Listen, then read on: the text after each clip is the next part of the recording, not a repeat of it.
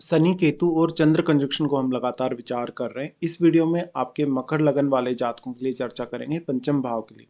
पंचम भाव में कुछ इस प्रकार से आपको ये प्लेसमेंट नजर आएगी जहां पर तीनों ही प्लेनेट आपके वृषभ राशि में स्थित होंगे। देखिए यहाँ पर अगर ऐसा कंजक्शन बन रहा है तो ये आपकी मानसिक स्थिति, आपकी मनोवृत्ति, सोचने समझने की क्षमता, विचार करने की क्षमता पर बहुत ही ज़्यादा गहरा असर डालेगा।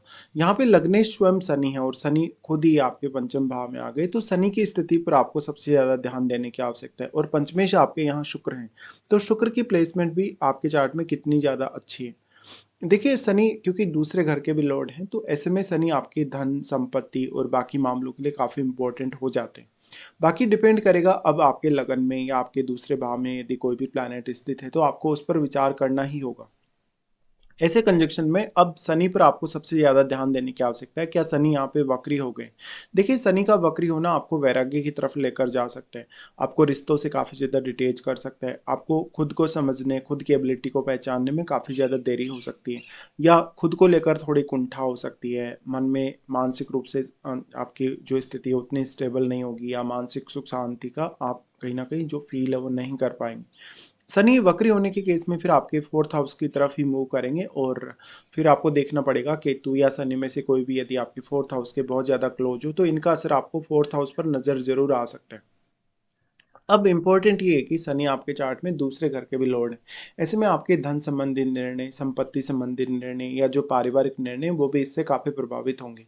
यहाँ चंद्रमा आपके सप्तमेश होकर आ रहे हैं, और सप्तमेश होने के साथ साथ चंद्रमा क्योंकि काफ़ी ज़्यादा सॉफ्ट है तो वो शनि और केतु दोनों से ही प्रभावित होंगे। इसके साथ ही यहाँ राहु का दृष्टि भी है, तो कोई भी प्लैनेट का अगर दृष्टि है आपके पंचम घर पर तो उन प्लैनेट से अवश्य ही चंद्रमा प्रभावित होने वाले हैं। वैसे देखा जाए तो केतु इस हाउस की पूरी एनर्जी को अपने में समाहित कर रहे हैं। यहाँ वो शनि और चंद्रमा की एनर्जी को भी एक तरीके से सोखने का कार्य कर रहे हैं। तो इस वजह से आपको बहुत ज़्यादा अपने इमोशंस में, फीलिंग्स में कमी देखने को मिल सकती है। इस कंजक्शन में अगर हम शनि चंद्र कंजक्शन को या केतु चंद्र कंजक्शन को एक तरफ करके देखें, दोनों कंजक्शन को अलग अलग, तो हमें ये नजर आता है कि शनि चंद्रमा के साथ मिलकर जो विष दोष बना रहे हैं, हालांकि चंद्रमा स्वयं उच्च की स्थिति में जरूर है, लेकिन अगर आपका शुक्र बहुत अच्छा प्लेस्ड नहीं है तो इस कंजक्शन का आपको उतना ज्यादा फायदा नहीं मिल पाएगा। शनि चंद्र कंजक्शन होने के केस में जातक बहुत लंबे समय तक सोचता है, विचार करता है, लेकिन वो फाइनल फैसले तक नहीं पहुंच पाता। उसको काफ़ी ज़्यादा या तो डिले हो जाएगा या तो उसके कार्य में कोई ना कोई व्यवधान आ ही जाएगा। ऐसा जातक अपनी एजुकेशन, अपनी संतान पक्ष को लेकर बहुत ज़्यादा चिंतित रहेगा और उनमें भी व्यवधान देखने को मिलेंगे। चंद्रमा आपकी माता जी को भी रिप्रेजेंट करते हैं। निश्चित तौर पे अपनी मदर के साथ आपकी काफ़ी मिसअंडरस्टैंडिंग हो सकती है, या मदर के साथ शुरुआत में आपके जो रिश्ते हैं काफ़ी बेटर रहे हों, लेकिन जैसे जैसे आपकी उम्र बढ़ेगी कहीं ना कहीं इमोशनली, मेंटली आप अपनी मदर से बहुत ज़्यादा डिटेचमेंट को फील करेंगे। चंद्रमा शनि के साथ स्थित होने से जातक की ओवर थिंकिंग की एबिलिटी बढ़ती है। जातक बहुत लंबे समय तक सोचता है, विचार ही वो करता रहता है, वो किसी भी फाइनल फैसले तक पहुंचते पहुंचते बहुत ज़्यादा देरी कर सकते हैं। इससे जातक के जो कार्य हैं वो प्रभावित हो सकते हैं। यहाँ पे बट जब हम केतु चंद्र कंजक्शन की बात करते हैं तो यहाँ स्थिति काफी डिफरेंट है। देखिए केतु चंद्र कंजक्शन में क्या होगा, चंद्रमा की जो भी एनर्जी है वो केतु अपने में समाहित कर लेंगे, तो आपकी फीलिंग्स, आपके इमोशंस, आपके जो भावनात्मक पक्ष है वो काफी कमजोर हो जाएगा और आप अपनी फीलिंग्स से, इमोशन से काफी ज्यादा डिटेच हो जाएंगे। पंचम भाव आपकी क्रिएटिव स्किल्स का भी है, तो आपकी जो भी क्षमताएं हैं, जो भी नेचुरल रूप से आपको मिली हैं, उनसे भी आप काफी ज्यादा डिटेच होने वाले हैं।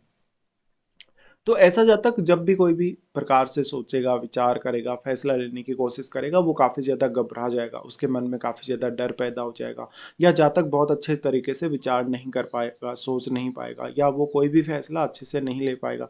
इससे उसके फैसलों में कहीं ना कहीं बहुत ज़्यादा कमियां होने के भी चांसेस हैं।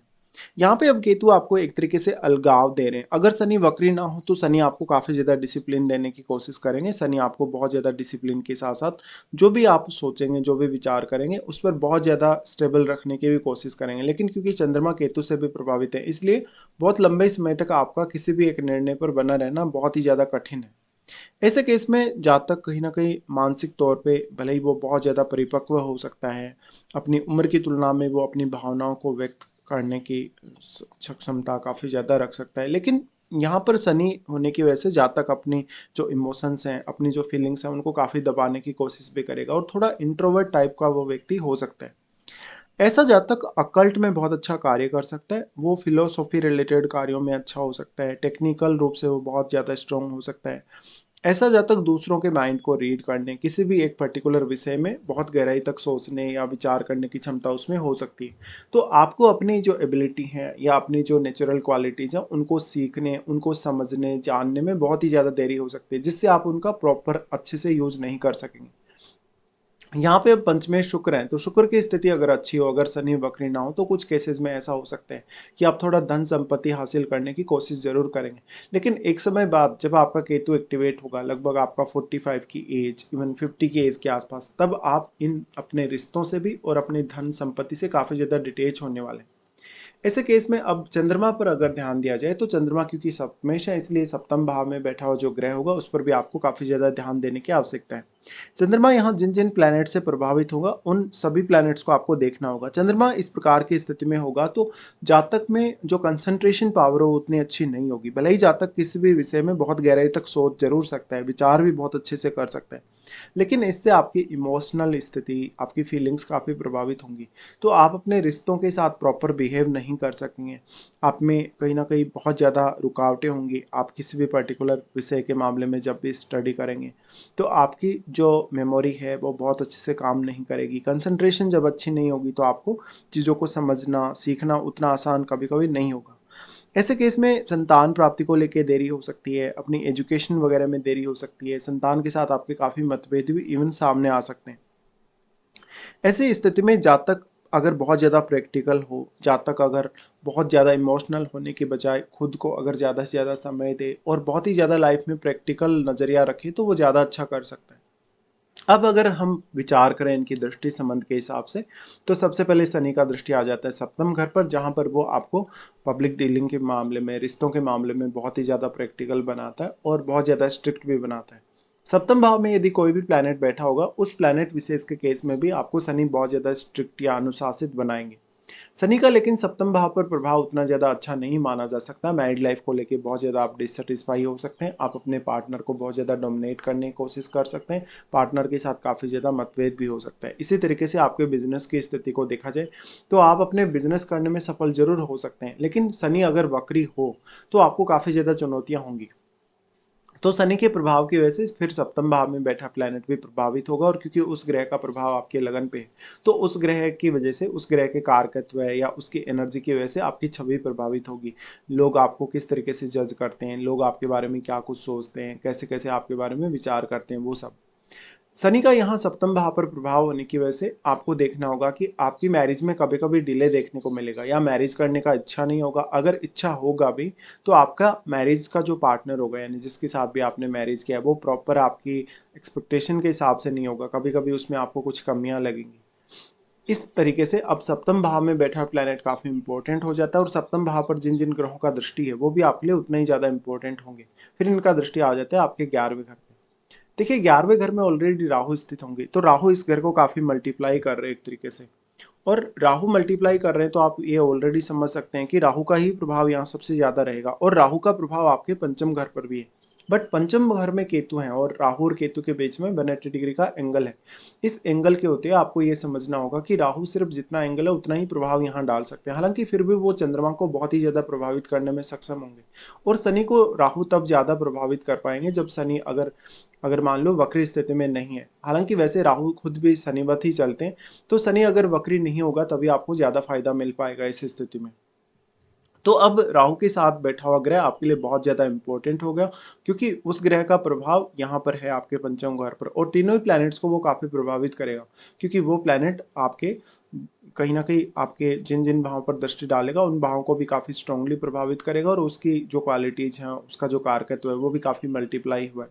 तो आपके लिए राहु के साथ बैठा हुआ ग्रह कहीं ना कहीं बहुत ही ज्यादा इंपॉर्टेंट है, राहु की तुलना में भी ज्यादा इंपॉर्टेंट। अब वही ग्रह है जो आपको मदद कर सकता है अपनी अपेक्षाओं को पूरा करने, या अपने जीवन में जो जो भी गोल्स आप डिसाइड करके आगे बढ़ रहे हैं उनको पाने के लिए। यहाँ पे फिर अगर देखा जाएगा, तो यहाँ क्योंकि केतु जितना भी एनर्जी पंचम भाव में आ रहा है, सारा का सारा एनर्जी अपने में समाहित कर रहे हैं, तो यहाँ आपको एक्स्ट्रा एफर्ट्स लगाने की आवश्यकता होगी अपने पंचम भाव से जुड़े हुए निर्णयों या कार्यों के लिए। फिर इनका जो दृष्टि है वो आ जाता है शनि का आपके दूसरे घर पे। ऐसा शनि अगर वक्री ना हो, अगर सामान्य स्थिति में दृष्टि डालेगा तो वो परिवार के लिए आपको रिस्पॉन्सिबिलिटी देगा, आपको धन संपत्ति पाने, बहुत ज़्यादा जीवन में कहीं ना कहीं परिवार के सदस्यों के साथ घुलने मिलने की प्रवृत्ति देगा। लेकिन उम्र बढ़ने के साथ साथ आपकी जो मैच्योरिटी है वो काफ़ी ज़्यादा बढ़ती जाएगी, धन संपत्ति को बहुत अच्छे से आप मैनेज करते जाएंगे। बट शनि वक्री हो तो उस केस में वो वैराग्य की तरफ आपको लेकर जाएगा, तो वो परिवार से काफ़ी डिटेच कर सकता है, क्योंकि उस स्थिति में शनि पर केतु का प्रभाव काफ़ी ज़्यादा बढ़ा हुआ रहेगा। फिर यहाँ बैठा जो प्लैनेट है दूसरे घर में, वो आपके लिए काफ़ी मैटर करने वाला है। अब क्योंकि यहाँ चंद्रमा आ गए, चंद्रमा के होने की वजह से आपका मैरिड लाइफ, आपके रिलेशनशिप, पब्लिक के साथ आपके रिलेशनशिप वो काफ़ी ज़्यादा प्रभावित होने वाले हैं इस स्थिति की वजह से। ऐसा जब तक वास्तव में मानसिक तौर पे उतना ज़्यादा खुद से भी सेटिस्फाई नहीं होता, जब तक बहुत जल्दी या तो घबरा जाएगा या तो उसकी जो आर्थिक स्थिति है वो उसके लिए चुनौती बन जाएगी। कुछ ना कुछ ऐसी समस्या आपको रहेगी जहाँ पर आपको बहुत ज़्यादा एफर्ट्स करने होंगे, बहुत ज़्यादा मेहनत करनी होगी, और मेहनत करने के बावजूद भी आपका जो एक्सपेक्टेड रिजल्ट है कभी कभी वैसा रिजल्ट आपको देखने को नहीं मिलता। ऐसे केस में जातक को खुद पर बहुत ज़्यादा फोकस करने की आवश्यकता है, खुद की एबिलिटीज़ को समझने की आवश्यकता है। कोई भी जो प्लैनेट आपके आपके लगन में बैठा है या सेकंड हाउस में बैठा है, उन प्लैनेट्स को आपको बहुत ज़्यादा यूटिलाइज करने की भी आवश्यकता है। सप्तम भाव वैसे चंद्रमा का है, लेकिन चंद्रमा के घर में यदि कोई भी प्लैनेट बैठेगा तो वो आपको बहुत ही ज़्यादा स्ट्रांगली प्रभावित करेगा, और वो आपके पार्टनर की छवि, पार्टनर की अंडरस्टैंडिंग, उनके ओवरऑल कहीं ना कहीं व्यक्तित्व को प्रभावित करेगा। ऐसे केस में ये कंजक्शन हालांकि आपके लिए कुछ मामलों में अच्छा साबित हो सकता है, जैसे ये आपकी इंट्यूशन पावर को काफ़ी ज़्यादा बढ़ा सकता है। इसी तरीके से आपको किसी भी विषय को बहुत ज़्यादा डीपली सीखने समझने की कहीं ना कहीं एबिलिटी मिलती है, लेकिन वो सब एबिलिटी आपको स्वयं को पहचानना आवश्यक है सबसे पहले, तभी आप उसको ज़्यादा अच्छे से यूटिलाइज कर सकते हो। ऐसे केस में जो भी आपको धन से जुड़े हुए लाभ होंगे या कभी भी किसी भी रिश्ते में लाभ होगा वो काफ़ी लेट तक होगा। तो आपको बहुत ज़्यादा एक्सपेक्टेशन नहीं रखनी चाहिए शनि चंद्र और केतु के कंजक्शन के फिफ्थ हाउस में होते हुए। और जहाँ भी आप कुछ एक्सपेक्ट कर रहे हैं वहाँ पर आपको बहुत ज़्यादा एफर्ट्स करने की आवश्यकता है। इसके साथ साथ फिर मैटर करेगा इनकी महादशा, क्या वास्तव में आपको शनि केतु या चंद्रमा में से किसी की महादशा है। अगर महादशा है तो महादशा के हिसाब से आपको काफ़ी ज़्यादा विचार करने की भी आवश्यकता होगी।